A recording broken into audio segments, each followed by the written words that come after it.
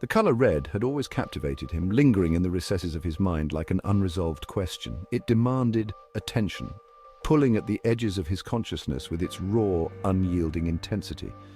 Red wasn't just a color, it was an emotion, a memory, a force that seemed to contradict itself at every turn.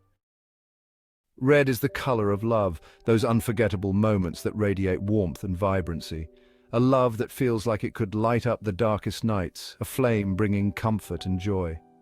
Red is the heartbeat of an unspoken want that electrifies the air between two souls. It's primal, a force that can't be tamed, only felt in its full, unrelenting intensity. Red is raw and unapologetic, driving you to act on impulse, to pursue what sets your soul on fire, no matter the cost.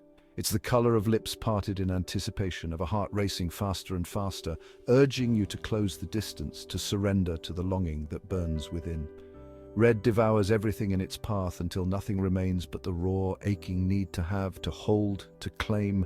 It splits you in two, yet somehow makes you feel more whole than ever before.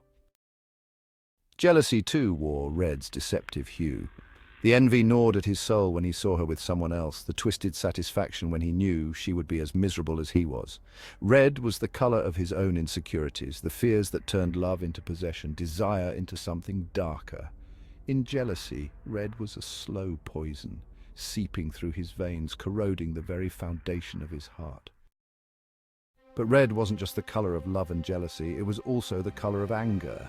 The same love that lifted him to the heights of joy dragged him down into the depths of rage. He saw red in every argument, every betrayal, every word left unsaid. It was the blood pounding in his veins when his emotions became too much to bear. In those moments, red was a storm, brewing with intensity, a force that threatened to tear apart everything in its path. And then there was blood, red in its purest, most visceral form, the color of life and death, of pain and survival. He had seen it too many times in too many places. Red was the color of his humanity, flawed and broken, yet still driven by a heart that refused to give up. It's the glint of a knife's edge, the glare of a predator's eyes, the adrenaline pumping through your body as you stand on the brink of something that could change everything. Red wasn't just blood, it was life's essence, raw and unfiltered, pulsing through his veins with relentless determination. There came a time when he needed to see red, to feel its presence in a way that was undeniable and intimate, and so he took a razor, cold and sharp, and pressed it against his skin. The first cut was shallow, almost hesitant, but the sight of red, his red, flowing from the wound filled him with a strange sense of peace. It was as if the chaos within him had found a release, a way to manifest itself in the real world.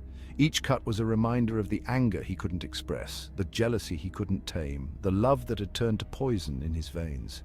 In those moments, red wasn't just a release, it was a connection, a visceral reminder of his existence. It was beautiful in its own twisted way, a reminder that he was still alive, still capable of feeling something, anything.